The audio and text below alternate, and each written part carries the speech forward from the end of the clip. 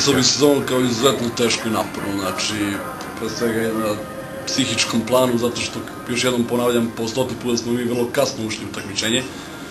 Kasno, 20. septembra počeli ligu, tako da je ovo jedan veliki uspeh, znači, ja otvoreno to mogu da kažem, koji niko, apsolutno niko nije očekivao, pa ni mi, koji smo potajno se nadali nekom uspehu, ali ovo niko ne očekivao, ćemo biti treći na kraju sezone, gde nas 3 poena dele od toga da budemo drugi. Znači, porazi u Negotinu i u Vlasti sad. Pa ja, kažem, ne znam još kakvi su planovi kluba, ja imam i dalje ambiciju da radimo ovo, momci su sasvim korektni, imamo jedan sjajan odnos, znači, planiramo da radimo tokom celog leta, se spremamo da sledeće sezone sa iskustvom iz ove sezone, da sledeće sezone neće moći da kažemo da su oni neiskusni, jer imaju već celu sezonu igranja iza sebe, tako da ćemo sledeće sezone probati da napadnemo i taj ulazak u viši rang.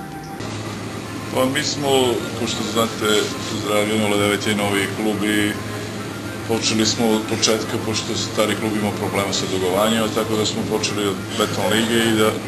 smo ušli u drugu srpsku ligu sa ambicijama, znači to je mlad tim, ima nekoliko iskusnih igrača i nismo znali kakve su ostale ekipe i pokušali smo da odigramo najbolje što možemo, imamo tu neke juniore na koje računamo u budućnosti, ali mislim da smo dosta dobro krenuli u sezonu i da smo prvi deo završili bez poraza, tako da smo maltene već dosta dobar deo posla obavili u tom prvom delu. Bile su dosta dobrih utakmica, dosta je bilo ekipa u igri, čak i ekipa Bora je bila maltene do prošlog kola u igri za to drugo mesto i za taj ulazak, znači bilo je dosta izjednačenih ekipa i bilo je dosta uzbudljivih mečeva. Mi smo u završnicu, pošto smo već ranije obezbedili sam ulazak u prvu srpsku ligu, pokušali da damo šansu nekim mlađim igračima, tako da i ne bih sad ovu utakmicu, mi smo došli bez 5